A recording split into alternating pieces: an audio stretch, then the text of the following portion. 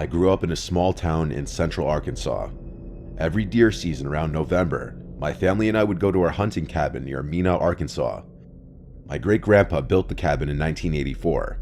It was a nice cabin for the time. It's slightly outdated now, but it worked fine for my family and friends and I. 2 years ago, my friends Austin and Cody went with me to the cabin in late October for a preseason hunt called muzzleload hunting. We were scouting an area about a mile from the cabin looking for any signs of deer because we were considering putting a stand near the spot. After splitting up and wandering around trying to find an area with the best lines of sight for a stand, I came across a pile of rocks in the woods. After closer inspection, I realized it was a grave belonging to a man named Ed Crane. We were not bothered, more interested than anything. We snapped a couple pics, and after finding a decent spot for a stand, we headed back to the cabin. Cody tried doing some research to find anything out about Ed Crane, but he didn't come up with a whole lot. Fast forward 3 weeks, we're back at the cabin for the official modern gun season. This time it's just Austin and I. We were sitting in the cabin discussing where we should go for opening day, and I decided I would try out the stand we had previously put up during muzzleloading season. Austin went about 1.5 miles the other direction towards a small lake off the property to hunt. I left the cabin around 4:45 a.m. because I had about 1.5 miles walk and wanted plenty of time to walk slow and get to the stand before daylight. This isn't a national forest and you cannot drive any vehicles into the hunting trails. We split up at the end of the road, me going left towards the stand and Austin going the opposite direction. It was a normal walk for the most part. I've been in these woods since I was 9 years old, and a mile walk was nothing out of the ordinary. I finished my walk and approached the stand, trying to be quiet as to not scare any deer that are bedding in the area. As the sun slowly started to rise, I couldn't help but keep looking over to my right to see the grave we had previously found. It was around 30 yards from where I was sitting, and it was thinly buried in surrounding brush. There was just enough light to make out the mound of rocks through the leaves.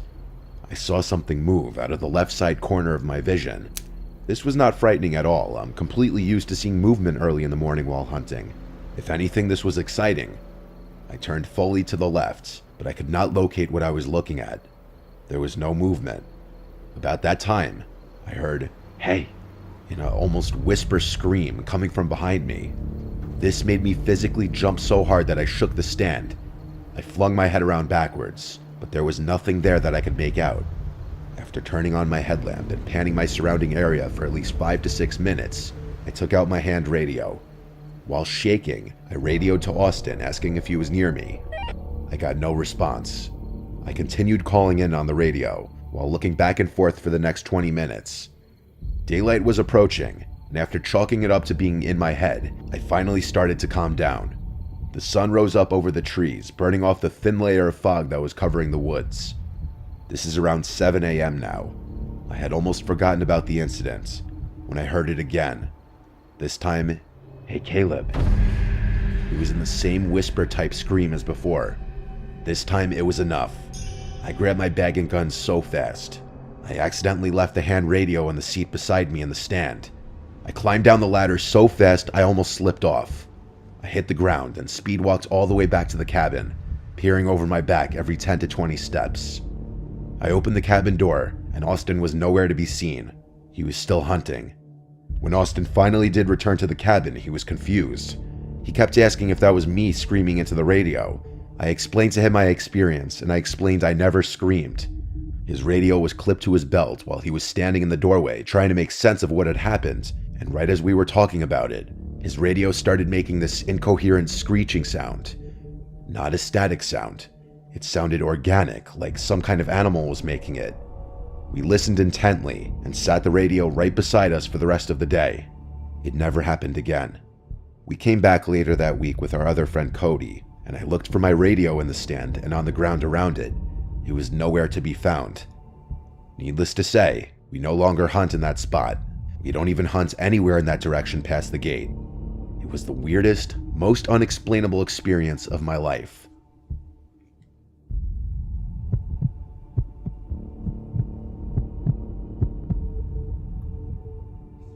It was a cold December night. I was hanging out with a few friends, Todd and Tristan. We were bored and had nothing to do. So one of us came up with the idea of going to the nearby train station platform to take some pictures and goof off. The platform isn't far from our houses. When we got there, we started taking pictures of the liminal space we found ourselves in. After hanging out there for a little while, it started getting even colder and we were hungry. So we started to head to our car. The path back takes us on a long footbridge across a canal. We spent some time on the bridge joking around and taking more pictures. The mood could not have been better, but the cold was getting to us, so we started back on our way again. The bridge was not wide enough for the three of us to walk side to side. I was walking in front, Todd and Tristan behind me. We were joking and chatting as we walked. Tristan said something funny, and I turned, still walking and laughing at what he said, when I noticed a man walking just feet behind Tristan. He looked to be in his late 30s. His face was dirty and he was wearing a black and white plaid shirt and ball cap. His arms were down at his sides. In one hand was a cigarette, and in the other was a large kitchen knife, clear as day. My blood ran cold when I saw it. I quickly spun back around, pretending I hadn't seen him. For some reason I thought that was the best thing to do. My fight or flight kicked in, and I found myself speed walking to the end of the bridge. I hoped that my friends would catch on and match my pace. I glanced back at them to check, and thankfully they were right on my tail. But the man was too. He was now so close that an outsider would have thought he was part of our group. He stepped off the bridge and took a path going to the right, my friends still having no idea the man was even back there. Fearing I was about to need to defend myself, I held my tripod up like an axe. The man seemed to get the memo and took the path to the left. We walked a little bit further before I pointed him out to Todd, and I gave him a quick rundown of the situation we almost found ourselves in. Walking backwards, we watched the man disappear into the darkness, and we hurried back to the car. We drove to the nearest gas station where we got food and talked it over. The whole situation was just a weird story, up until a few days ago when I was checking the pictures I had taken that night. This picture shows Todd under a light on the station platform, but just beyond the light, almost behind a freight car, is the silhouette of the man. The picture was taken at least 30 minutes before the situation on the bridge, meaning he was watching us, waiting for us to put the cameras down and turn our backs. You hear stories of things like this happening, but you never expect it to happen to you. I still get chills thinking about how differently it could have gone.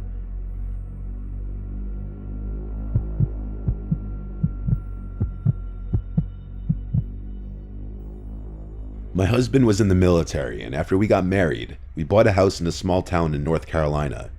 Despite being considered a military town, it really was not a safe area to be in. One night we even heard gunshots down the street from us. But anyway, because of his job, he was gone for training operations often, and he also worked nights when he wasn't having to travel. This meant I was home alone most of the time. At the time of this story, I was in college full-time, so I was able to fill my days with lots of studying and homework to pass the time he wasn't home. One night when I was writing an essay, I was laying in bed with our dog Simba, and we both heard what sounded like rustling coming from above our heads. Simba started barking and growling, which is unusual for him.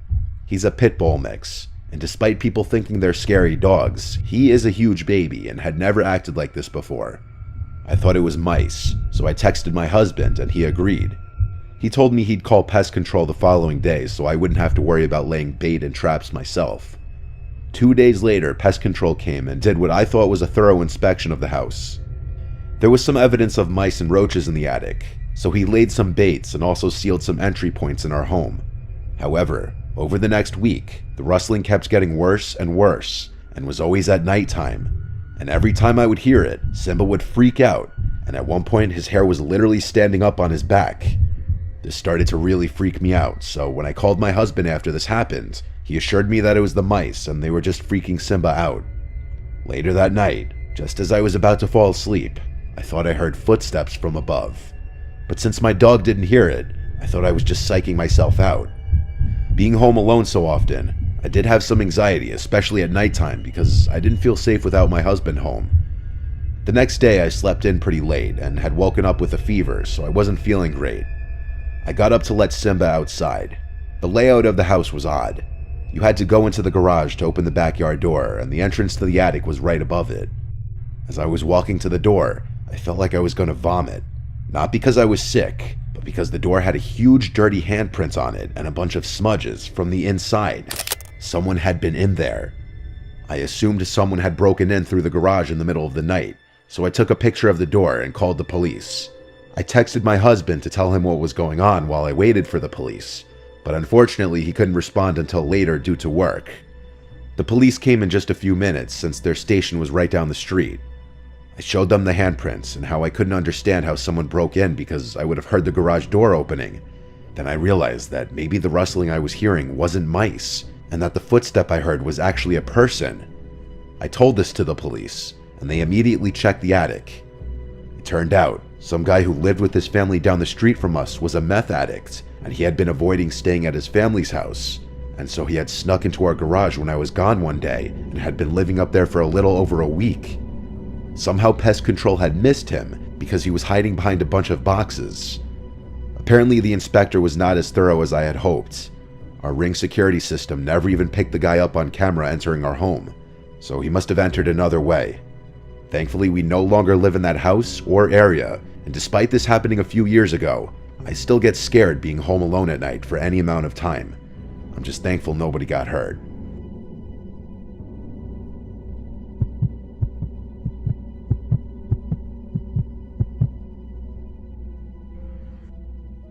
The year was 2006. I had moved into a house with my college friend Steven and his friend Heather. I worked overnight at a radio station a few times a week.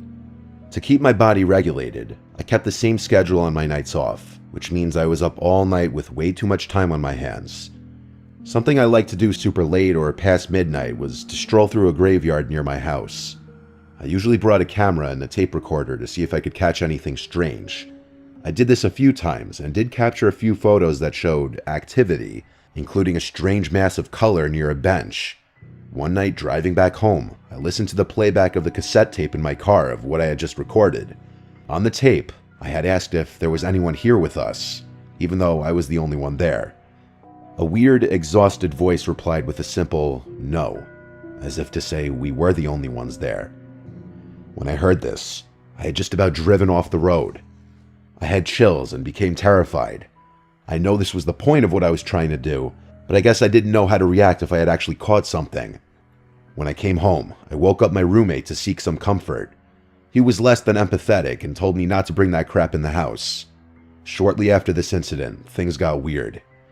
One night in my room, I was watching videos on my computer when the decorative leaves I had on the wall started swinging back and forth as if they had just been smacked by something. Another night, I had come home after purchasing some things at the store. I was in my room, and I had left a plastic bag from the store on the floor. As I was lying in bed, the bag started making a crackling sound like crumpling a bag with your hands. I looked at the bag. It was just sitting there. It kept making this sound, and soon enough started moving and hopping across the floor all by itself. I jumped up, stood on my bed, and called my roommate on the phone who was upstairs. I told him to come downstairs to my room ASAP. As soon as I got off the phone, the bag immediately stopped moving and making noises. My roommate thought I was crazy when I told him what happened. He took the bag outside and checked for what he thought might have been a mouse or something in the bag, but no such thing was found. I also had one of my worst recurring nightmares in that room.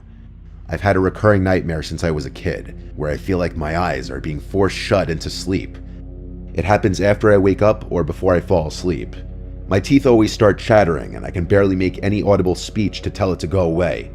I have never known what this was. The times this has happened to me, a few unpleasant things have come along with it. One time I felt hands grabbing at me. Another time I saw a horrifying face in the closet. One night in the room I began drifting off into sleep early, and in between being awake and being asleep, this thing started up again. It was very weak at first and I taunted it, saying, "Is that the best you can do?" But it became powerful and hard to fight. It felt like 30 full seconds of not being able to get out of this powerful force. I couldn't move and I felt like my body was being spun around, even though it wasn't. Finally, it stopped. I don't know if this is some sort of sleep paralysis or if what was happening in the room had anything to do with it. Early one morning at 5 a.m., what sounded like huge footsteps walking through somewhere in our place shook the whole house. Everyone was asleep except for me, of course lying in bed. It couldn't have been Steven upstairs, he was never this loud. We lived near a military base, so maybe it was from that, but the way the loud booming stomps moved in succession was like some giant person walking through. All these things were confusing and mysterious, But it wasn't until one night when I snapped a picture of the three of us in the living room that my roommate and I knew that we had a presence in the house. We were having a party. What you're looking at is me taking a picture of us in the living room with our giant mirror on the wall. I was holding my camera as still as I could, yet there seems to be activity all around us. I have no idea what those weird strings of lights are to the right of the lamp. We have nothing that would give off any kind of light like that in the house. To the right of that, there seems to be a strange mass of light imitating a figure, but the weirdest of all is the rising mass of yellow light coming between Steven and I, which looks to have eyes, a face, and a sinister smile atop a body. Maybe that yellow was a reflection from our kitchen light, but there's a lot of it. I've also tried retaking the same picture, and those yellow lights don't come up anymore. I don't know if something from the cemetery had followed me home or if there was already a presence before we moved in, but what I told you was the worst of it, and about 10 months later, we moved out of that house, not telling any future tenant or renter about it.